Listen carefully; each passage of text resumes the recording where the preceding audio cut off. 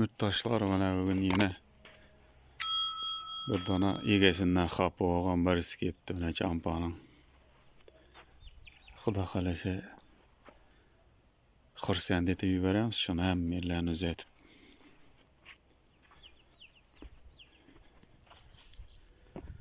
Adnoýt kılamyz bunu.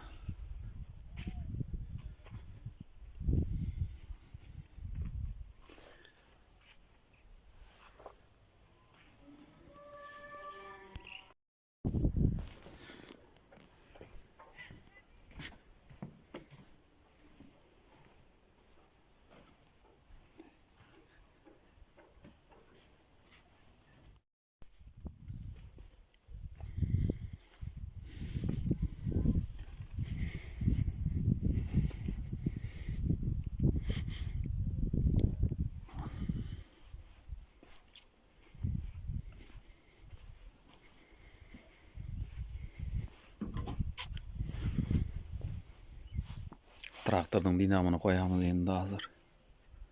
Sivitlerini ornatamız, paralarını takamız.